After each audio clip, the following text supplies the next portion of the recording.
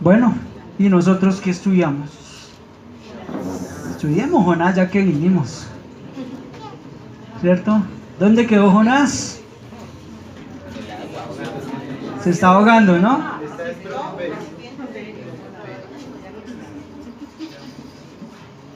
Diego dice que entró de un pez. Otros dicen que se está ahogando. ¿Qué dicen ustedes? Todavía no se la ha tragado. Ahogando en sus mentiras. Se está ahogando en sus mentiras, dice él. Tomé aquí queda una boletica de la tamalá, no dice que yo me la lleve y después piense que la pagué. Todas esas cosas me pasan. Bueno, ¿verso qué? 17, muy bien. Antes de que hablemos de eso, permítanme sugerirles quizás el tema principal del libro. ¿Qué creerían ustedes que es el tema principal del libro? No me voy a confiar más de esos relojes que ustedes ponen aquí. ¿Cuál? La desobediencia. ¿Qué dijo? Dios. La soberanía. Alexis, ¿qué opina usted? La soberanía. El propósito. Que Dios le da otro pueblo. Su otro pueblo, dice Fabio. Oiga, eso está chévere. Su otro pueblo. Señor Edgar, ¿lo mismo su otro pueblo? Ah, bueno. Ah, está chévere todas sus... Bueno, permítame sugerirles quizás un tema principal del libro. Y es la misericordia de Dios en la salvación. Claro, todo lo que ustedes han dicho es cierto, no están alejados, solamente que como yo soy el que tengo el micrófono. Pero también, hermano, podemos encontrar un subtema que podría ser el arrepentimiento. Pero vamos a ver cuánto arrepentimiento hay por ahí. Ya vimos quiénes se arrepintieron. Los marineros. Y Jonás. Está ahí como que sí, como que no, ¿no? Uno como que unas cosas, pero como que no dice Fiverr, no, yo no creo en ese Jonás. Hasta ahí, ¿no? Hasta este momento no creo en Jonás. Bueno, ok. Entonces leamos, verso 17. Nuevamente, mis hermanos. Yo a veces soy muy recalcitrante y muy incisivo en esas ideas, pero ojalá les ayuden al momento de usted leer la escritura. ¿Cómo empieza su texto? Pero, ok. Yo he señalado en mi Biblia cómo empieza el verso 4. Perdón, 1.4, perdón, 1.4. Pero Jehová, ¿sí o no? Ok. ¿Cómo termina el verso 14?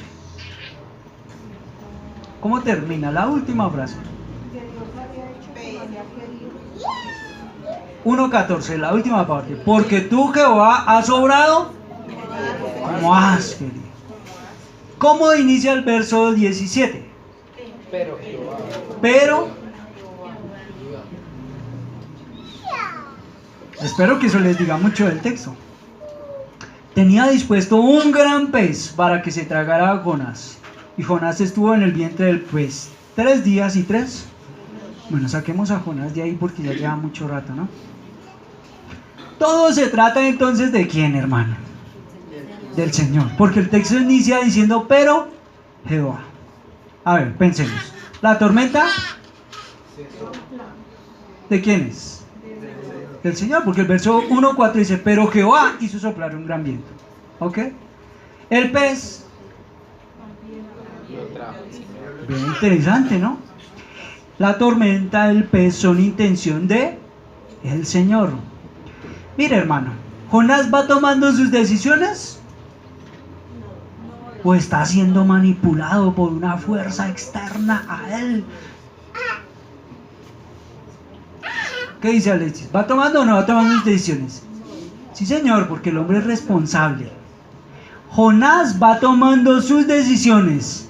Y como Jonás va tomando sus decisiones, el Señor va ejecutando su plan.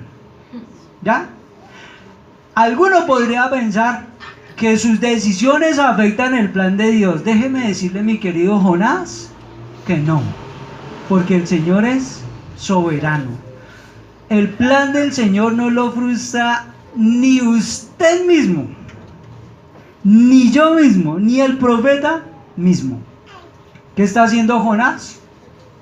Simplemente va sometiéndose al plan y el Señor va ejecutando su plan, aunque Jonás va tomando sus decisiones irresponsablemente. ¿Sí me debe entender con eso? Este podría ser un buen tema para que hablemos un día de eso. El pez no era el castigo para Jonás, hermano, era el instrumento de Dios y, como lo vamos a ver, para la salvación. Y como ya dijimos, no solo de Jonás. Vamos a ver qué más sigue ahí. Pero, dice la Biblia, Dios envió una tormenta, pero Dios dispuso un gran pez que se lo tragara, no como otro castigo, para detener a Jonás y hacerlo arrepentir.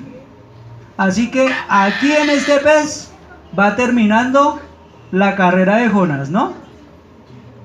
Uno puede decir, oiga, qué Jonás tan de malas, ¿no les parece? ¿Qué Jonás tan de malas? ¿Recuerdan? Su día no iba bien. ¿Cómo empezó su día? Digo yo, no, perdónenme que los ponga. ¿Cómo empezó su día? Con un delicioso café en su casa. Los llama el Señor. Ahora está en el mar. Y dentro de unas horas más, segundito. No iba bien el día de Jonás. Pero nosotros debemos ver, hermano, que es la providencia ¿de quién? De Dios. ¿Cuántos días y cuántas noches permaneció él en el vientre del gran pez? Hago una aclaración. ¿Dice la Biblia que es una ballena? No. Un pez vegetariano. ¿Dice un pez vegetariano? ¿Por qué vegetariano? Mire, hermano, quiero decirle que los contradictores de la Biblia no aceptan un relato así. Hace 8 días hablamos y dijimos que este es un libro que sufre gran señalamiento de la teología liberal. Pero ¿cómo es posible que un pez se coma a un hombre y no se muera? Hermano, muy sencillo. No voy a ponerme a debatir eso esta mañana. ¿Podemos especular, Johanna? Sí. ¿Lo vamos a hacer? No. El problema aquí no es del pez tragándose a un hombre. El problema no es científico, mis hermanos. ¿Qué creen ustedes que es? El problema no es científico, el problema es teológico. El problema es ético. El problema es espiritual. ¿Sí? Hay quienes se acercan a la escritura creyendo que eso es una mentira y no creen en el Dios soberano, poderoso, que pueda hacer cosas, creador, como estábamos hablando esta mañana, milagroso. Y si no creen en los milagros de la escritura, tenemos bastantes problemas. Hace 8 días nos deteníamos a hablar con Fiverr sobre eso. Aquel que no cree en los milagros de la escritura, se va a enfrentar a una cantidad de problemas, pero esta mañana no los voy a abordar. Es más, ¿saben ustedes que hay algunos creyentes que quieren quitar de la Biblia esas escenas espectaculares? Porque esto es una escena espectacular, Diego. ¿Usted se imagina que su mujer se caiga al mar, pase un pez y se lo coma, se lo trague y no se muera? Y ya vamos a seguir viendo cómo va la cosa. Dice la teología liberal, eso no es posible, eso no puede pasar.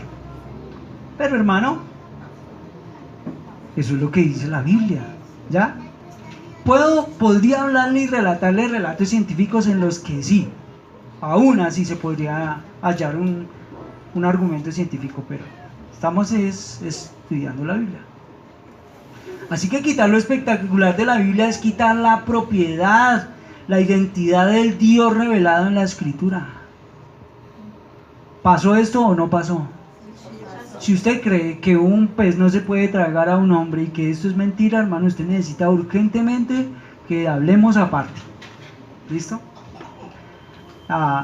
Me estaba acordando de la ilustración. Ustedes han visto un meme de Jonás donde Jonás está ahí como sentado en una de las costillas de la ballena y está haciendo una fogata y se está... ¿No han visto ese meme? Es una fogata en el viento del pez. ¿Recuerdan ustedes que dijimos que no solo los ninivitas necesitaban la gracia de Dios? ¿Quiénes más ya vimos que la necesitaban? Los marineros.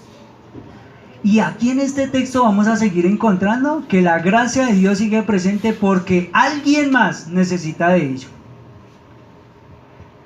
Vamos a notar algo, hermano, y es que Jonás no cae al agua y como que el pez lo está esperando, ¿no? Bótemelo. O cae al agua y pasó el pez. No, como que no lo estaba esperando el pez. Eso lo vamos a notar en el texto. Así que en este segundo capítulo, hermano, sobresale que es al Señor al que el texto se está refiriendo. No se trata del pez. Ese es el problema cuando las personas hablan de Jonás y se quedan hablando Jonás y el pez. Eso es lo importante de la historia. Lo importante de la historia es el gran pez o la ballena comiéndose. No es eso. No es eso. De hecho, mis hermanos, este texto es el texto que Jesús cita para hacer referencia a Jonás.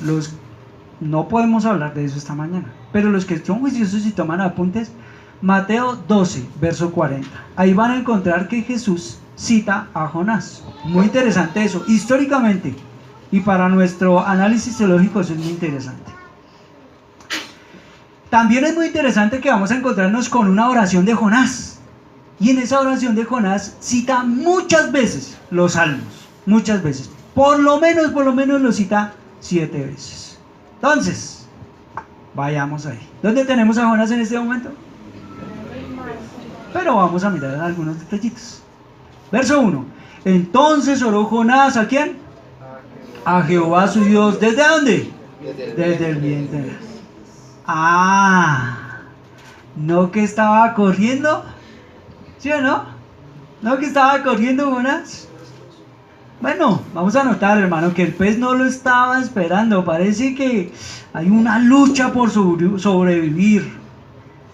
Y ahí tenemos a Jonás orando en unas condiciones difíciles. ¿En qué condiciones? ¿En qué condiciones está Jonás? En el vientre del pez. ¿Cómo estaría allá? Podríamos especular, ¿no? ¿Lo vamos a hacer, Joana? No. Joana dice, no, mejor ni me hable de eso. Allí reconoce. No. Mirancita, tú siempre tan. Allí reconoce Jonás que necesita al Señor. Después de todo su problema, vamos a ver que parece que Jonás se vuelve al Señor. Vamos a ver si es cierto. Pregunta, mis hermanos. ¿Él había podido orar en su casa, allá en donde estaba? Sí. ¿Había podido orar por el camino a Jope? Sí. ¿Él pudo haber orado y haberse arrepentido en la nave? Sí.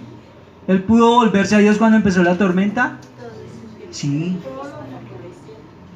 Pero ahora no. Se necesitó de un gran pez para que el profeta se volviera en oración al Señor. Pues ese Jonás, ¿no? La pregunta es, ¿cuántas veces nosotros somos así necios, hermano?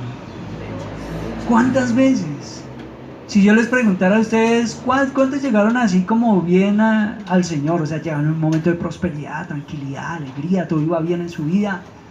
Seguro que la estadística sería bajita. Muchos de nosotros llegamos, pero destrozados, tocando fondo, y cuando tocamos fondo es que... Bueno, ahí tenemos a Jonás, ¿cierto?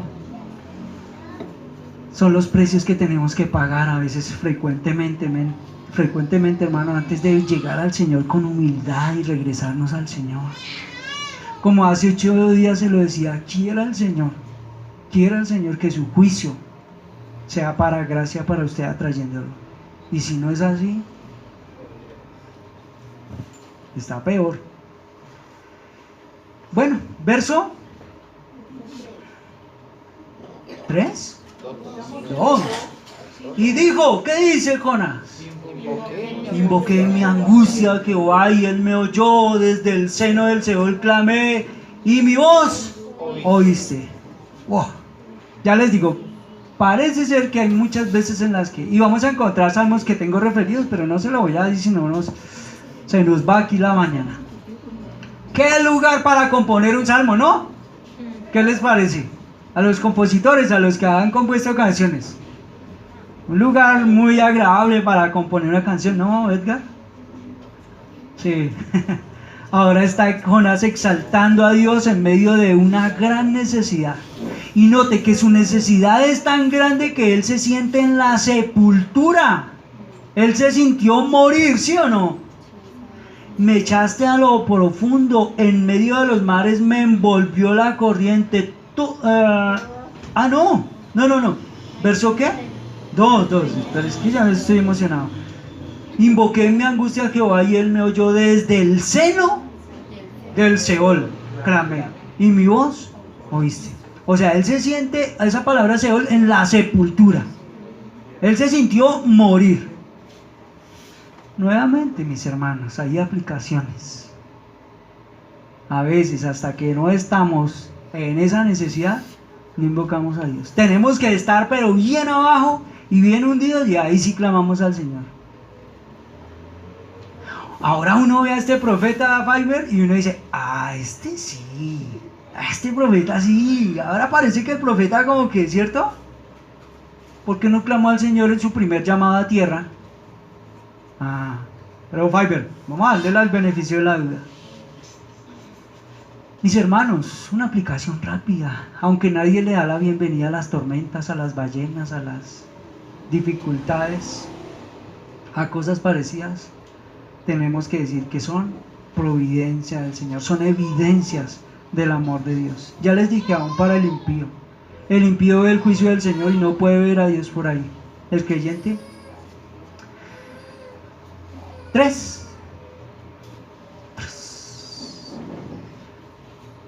Pues me habías echado a lo profundo, en el corazón de los mares, y la corriente me envolvió. Todas, ¿qué dice? Todas tus encrespadas olas y tus ondas pasaron sobre mí. ¿Por qué quiero resaltarles eso? Que reconoce el poder de Dios. Que no son de quién, sino es del Señor. El mar parece que siempre ha causado una impresión como profunda, muy profunda en el hombre por su inmensidad, por su ímpetu, por su fuerza. Y mis hermanos, aquí tenemos a Jonás reconociendo. Él dice, tus olas, tus ondas, mejor dicho, tu mar, ¿ya? Entonces por eso podemos decir, Diego, que parece que Jonás luchó, no sabemos cuánto tiempo. No sabemos cuánto tiempo duró ahí en el mar, pero no fue que cayó y de una vez pasó el pez y se lo llevó, no, cayó al agua, luchó, pasó un pez. Bueno, parece que las ideas en la mente del profeta van como cambiando, ¿no? Volvemos, hermano, aún las dificultades más duras en nuestra vida tienen un propósito en el plan del Señor. Entonces Jonás reconoce y admite que las cosas que le han acontecido vienen de la mano del Señor. Tus olas, mire que esta versión dice, la corriente me envolvió, tus encrespadas. Ahora, él cayó ¿en qué momento? Al mar. Cuando estaba ahí todo calmadito, en medio de la tormenta, ya hablamos de eso. Claro. No son fenómenos, ahí sí como que coinciden. No es mala suerte, no es un karma, no es ningún otro engaño. Es el control del Señor sobre todas las cosas, malas y buenas, que vienen para nuestra vida. Jonás no se puso así, por culpa de los marineros que me botaron, culpables son ellos de que yo me encuentre en esta situación. ¿O sí? Hay otra versión de la Biblia que yo apunté y dice, las grandes olas que tú mandas sobre mí. Solo como para reforzar esa idea, hermanos, los que toman nota, miren, Amós 2.6. Amós 2.6. Yo apunté esto mal. Es Amós 3.6. Perdónenme, es 3.6. Porque algún creyente, buen creyente esta mañana podría decir, eso que Edgar está hablando, el Señor no nos hizo a nosotros para morir, para enfermarnos, para pasar por dificultades. Bueno, mis hermanos, entonces le voy a dar un texto para que luche. Si usted piensa eso, ¿no? 3:6. Se tocará la trompeta en la ciudad y no se alborotará el pueblo. ¿Habrá algún mal en la ciudad que Jehová no haya enviado? Lúchelo. Ahí tenemos al Señor obrando soberanamente. Sí, mis hermanos, la dificultad le viene al creyente. Sí, el creyente se enferma. Sí, se muere. No somos supermanes. Sí, pasamos por dificultades. Pero tenemos a un Señor todopoderoso. Porque nuestra esperanza no está aquí. No descansa acá. Es del otro lado. Verso 4 y verso 5, mis hermanos, porque ya vi que no voy a alcanzar a terminar con Jonás hoy. 4 y 5. Entonces dije: desechado soy delante de tus ojos, más aún veré tu santo templo. Las aguas me envolvieron hasta el alma, me cercó el abismo, el alga se enredó en mí. ¿Lo notaron? Ahí lo tenemos luchando. Que sirva de advertencia a todos los pecadores. Pero Jonás dice: más aún veré, ¿qué? Tu santo templo. El santo templo no se ha movido. Jonás sabe y entiende que tiene que regresar a Dios. ¿El Señor se alejó de Jonás? ¿Ha sido Jonás responsable al pegar ahí su carrera? Entonces ahí vemos a Jonás, ¿sí ven? Que parece que él tiene tiempo hasta luchar con las olas. ¿Qué llegó a pensar Jonás en ese momento? Cae al agua, está luchando, se le enredan aquí las algas del mar. ¿Cómo se siente? Ya dijimos, ¿cómo se siente? Muerto, en la sepultura.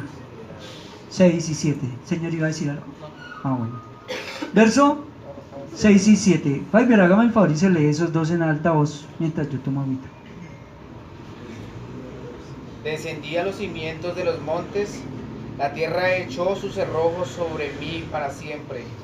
Mas tú sacaste mi vida de la sepultura, oh Jehová, Dios mío. Cuando mi alma desfallecía en mí, me acordé de Jehová, y mi corazón llegó hasta ti en tu santo templo. Mi oración. Este sí es el profeta que todos queremos, ¿no, Fiverr, o no? Oh, noten las palabras en medio de la angustia, las palabras del profeta. Este sí parece profeta del Señor.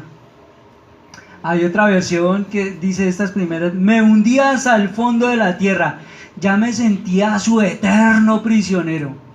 Está muy, ¿cómo se dice? Poética la cosa, ¿no? Poética la cosa uno muriéndose, ¿no? Recuerden.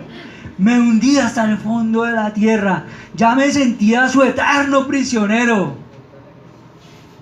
Ve, es como muy poeta en medio de esa situación.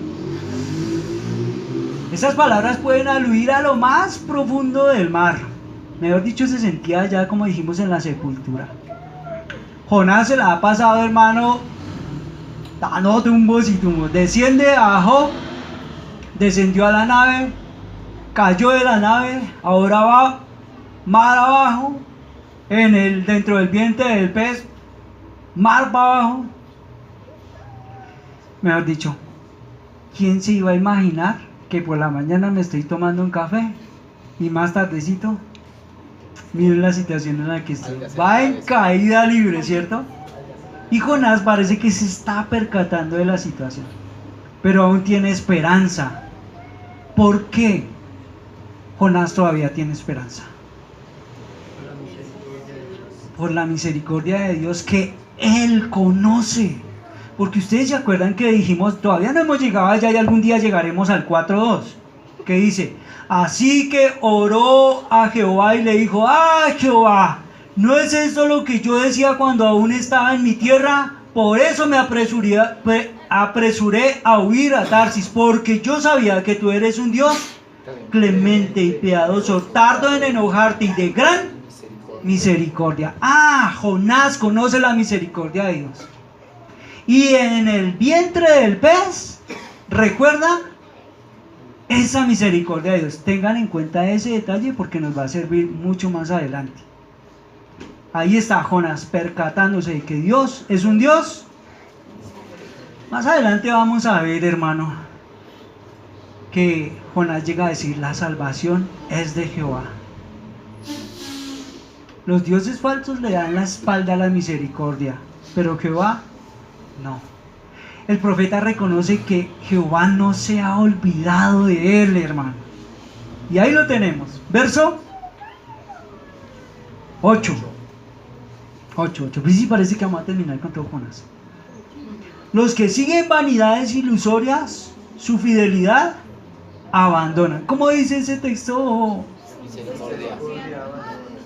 No, es los que confían. Note que esta es la versión de las Américas. Dice: los que confían en vanos ídolos, su propia misericordia abandonan. Eso es a lo que hace referencia ese texto.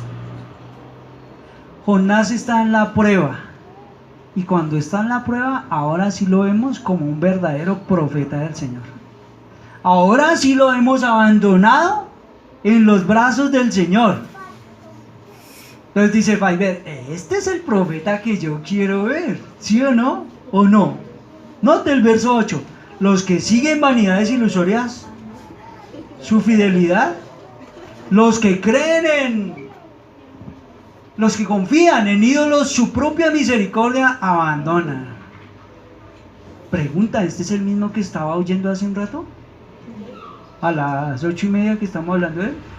¿Sí es el mismo o no? ¿Qué está pasando con Jonás? Si se está arrepintiendo ese Jonás. Bueno, ok. Verso 9.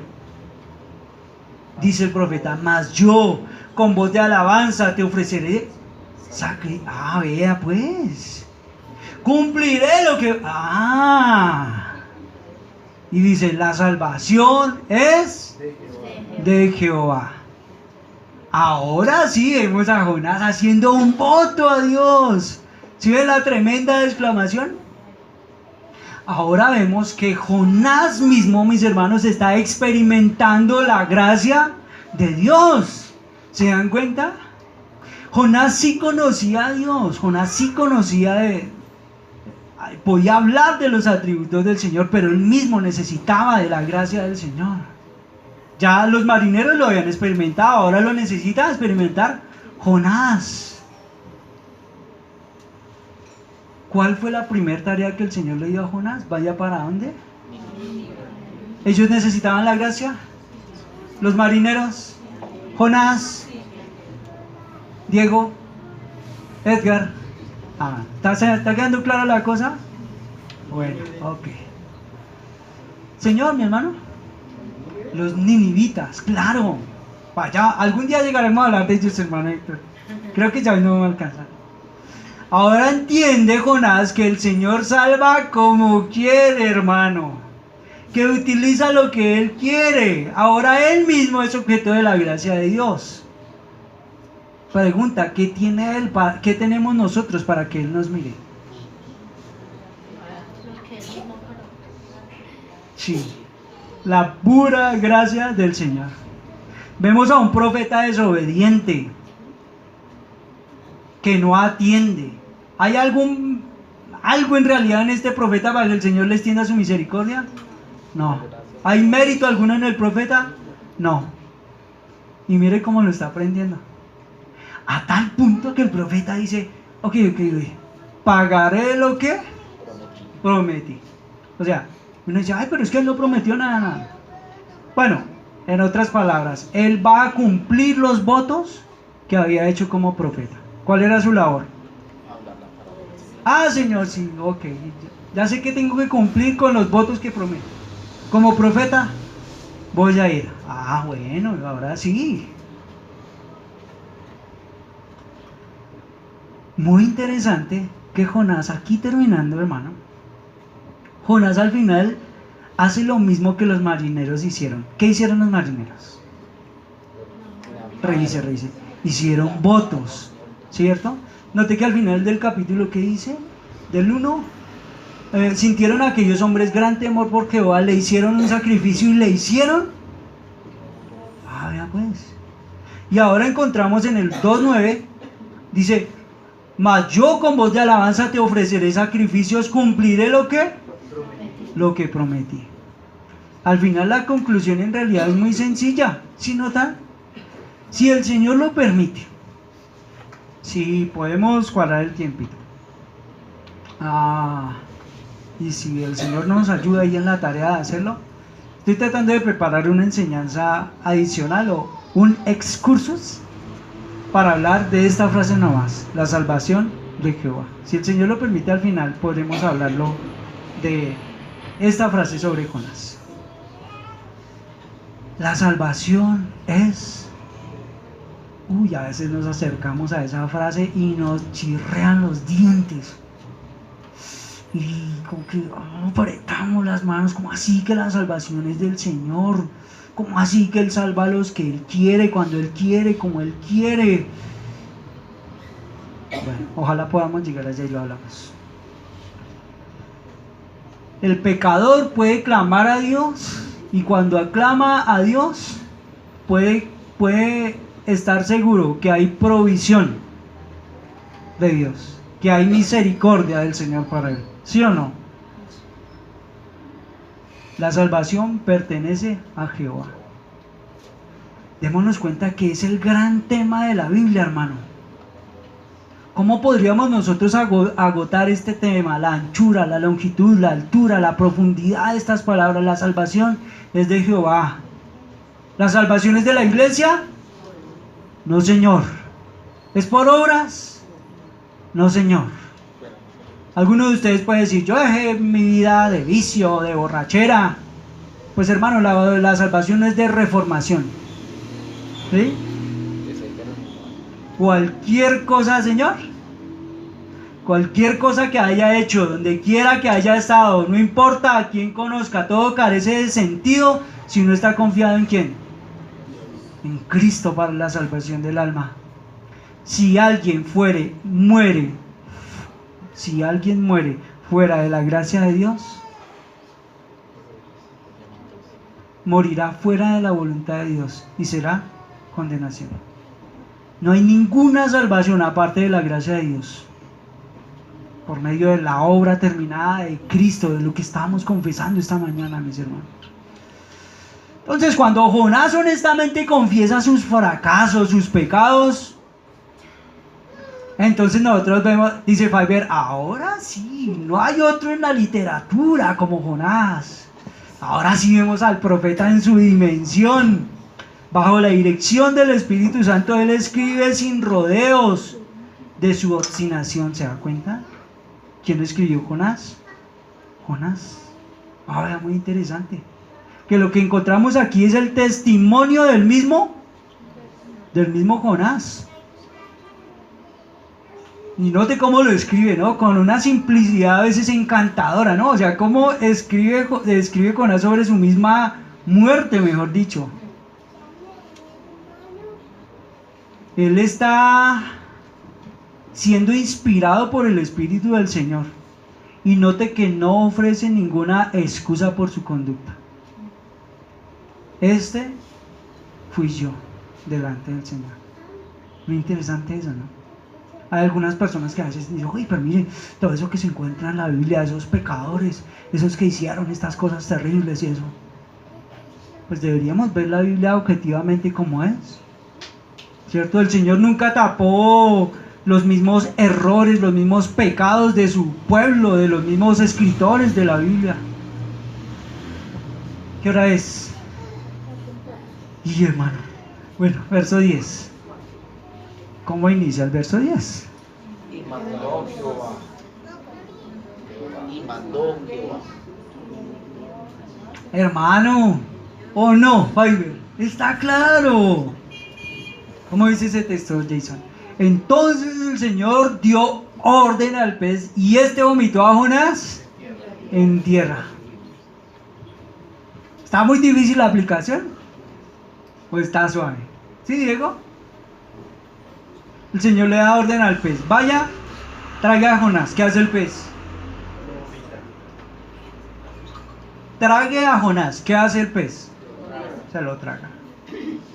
El Señor toma su creación, toma las aguas, el viento, el mar, ¿Qué hace la creación? Obedece. Y ahora el Señor le dice a Jonás, al pez, ¿cuánto lleva ahí Jonás? 3 noches. Vaya ahí. ¿Lo ilustramos, Joana? Mejor no. Bueno. ¿Qué hizo el pez? Obedeció. Recuerde, el pez fue enviado por Dios para una tarea en especial, para un propósito específico. ¿Ya terminó la tarea del pez? Sí, ya terminó su trabajo, listo. Ahora, ¿qué hace esa gran bestia? Va hacia la orilla del mar y lo... ¿Qué dice el texto? Lo vomitó. Si es que le tienen un miedo a la palabra, ¿no? La vomitó en tierra. Ese pez se va hasta la playa y lo arroja allá del vientre de la... Allá va a dar el profeta entre la arena. Algunos piensan, regálenme el mapa a Jason, por favor. Algunos piensan que Jonás fue vomitado en la ciudad de Nínive. ¿Qué dicen ustedes? A ver, Edgar, ya que es un...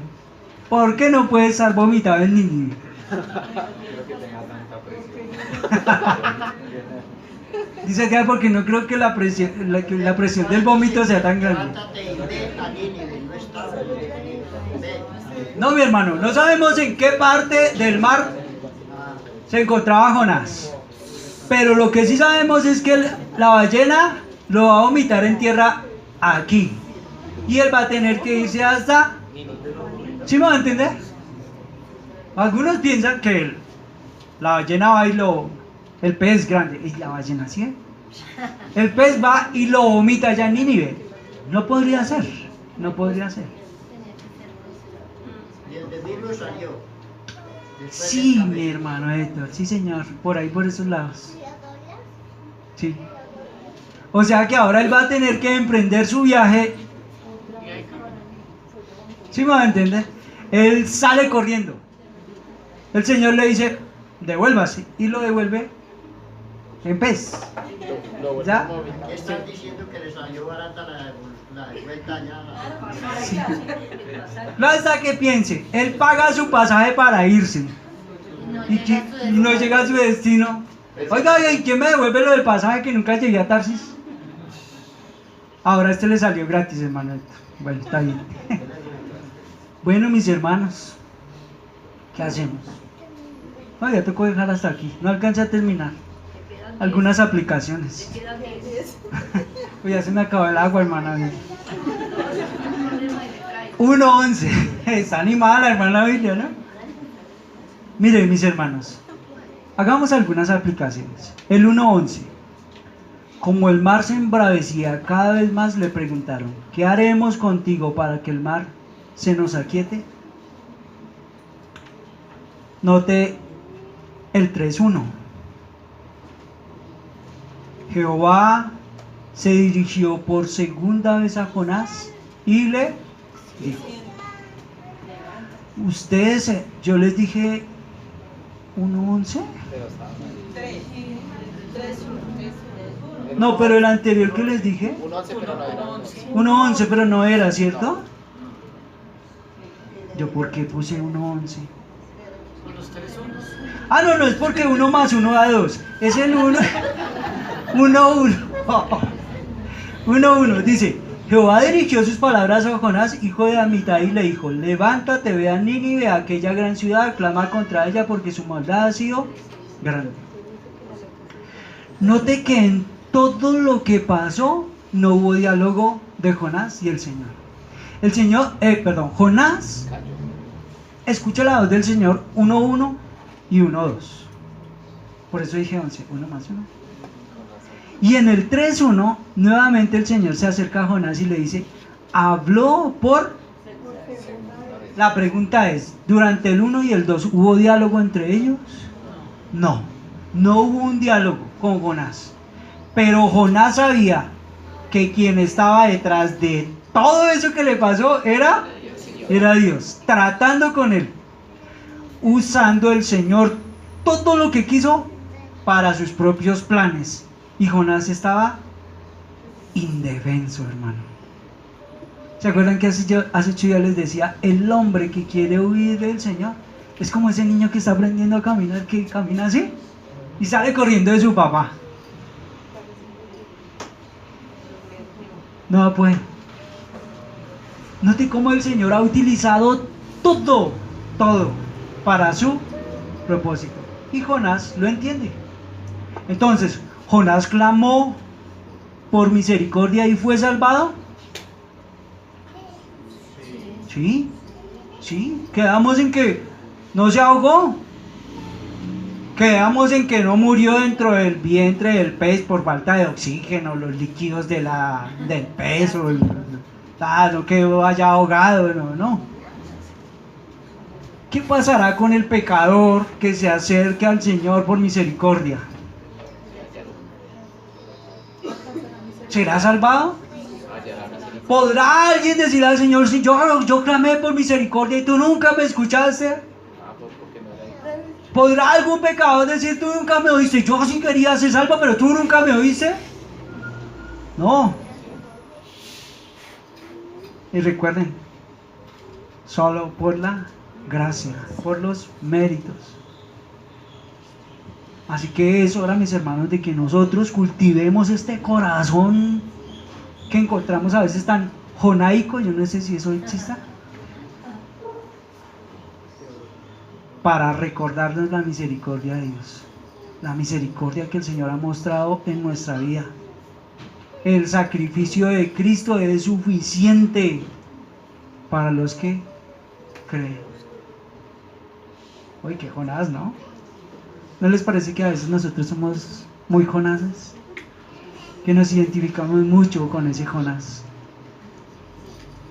Pero también, hermano, el texto nos deja ver la gracia, la misericordia del Señor, que hemos sido alcanzados y que aunque aún tratemos de huir, hermano, es hora de arrepentirse, es hora de volverse al Señor. Se lo voy a decir así: no espere que vengan cosas peores. Quiera el Señor que si usted corre del Señor, esas cosas peores le vengan, porque entonces usted recibirá testimonio de que el Señor le está trayendo. Si usted corre y no hay pare, usted está en tremendos problemas, porque usted no está recibiendo el testimonio de hijo. ¿Me da a entender? ¿Están cansados? Yo sí. Terminemos, mis hermanos. No pude terminar, Paola. Después seguimos hablando de Jonás. Quedamos en el verso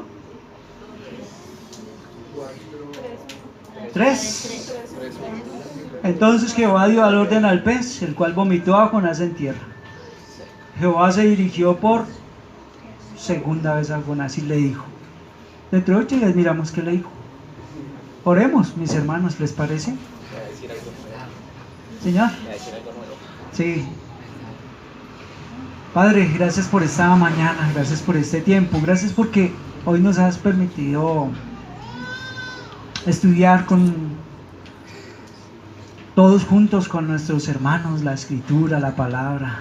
Qué bueno es que podamos tomar este tiempo para quizás no hablar de nuestros testimonios, de nuestra vida, sino ser edificados alrededor de la escritura.